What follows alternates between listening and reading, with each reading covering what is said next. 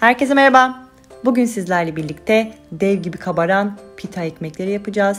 Hemen tarife geçelim.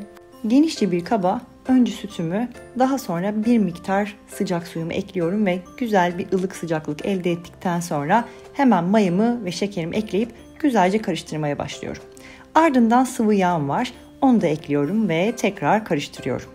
Ardından bir çay bardağı kadar yoğurdum var. Onu da ekledikten sonra tekrar karıştırmaya devam ediyorum. Tüm sıvı malzemeler iyice karıştıktan sonra direkt unumu ilave ediyorum.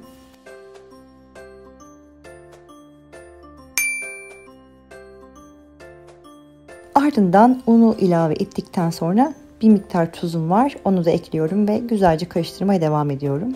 Artık hamur kıvam almaya başladı. Artık kaşıktan kurtulup direkt elle yoğurma işlemine geçiyorum.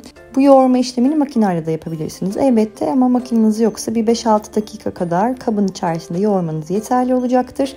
Şimdi üzerini biraz yağlıyorum çatlamasın diye ve yaklaşık 2 saat kadar üzerini örtüp mayalandıracağım.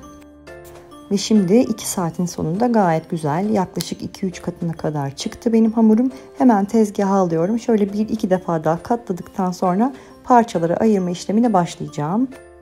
Şöyle gelişigüzel bir şekil verdikten sonra önce 2'ye bölüyorum. Daha sonra tekrar diğer yarımları 2'ye bölüyorum ve bu noktadan sonra artık hamurları biraz uzatıp bu küçük parçaları 3'e böleceğim. Yaklaşık her birinden eşit ölçülerde 12 adet pita ekmeği hamurum çıkacak.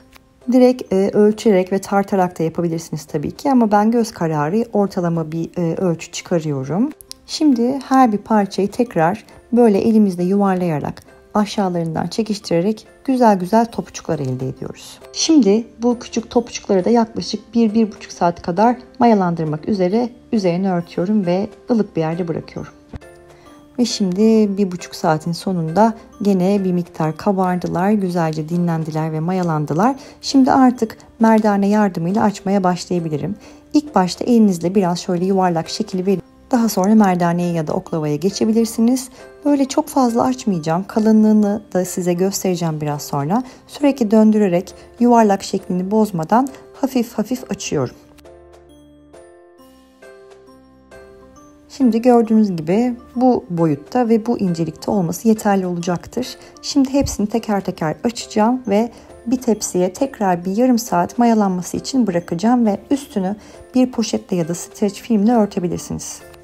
Evet, yarım saatin sonunda bir tık daha kabardı. Tepsi mayasını da yaptık. İyice dinlendi ve şimdi fırına gidiyorlar. Çok kısa sürede ve yüksek ateşte pişiyorlar zaten. Gördüğünüz gibi böyle puf puf kocaman kabarmış. İçleri boş harika pita ekmeklerimiz oldu. Hemen içini de kesip size göstereceğim.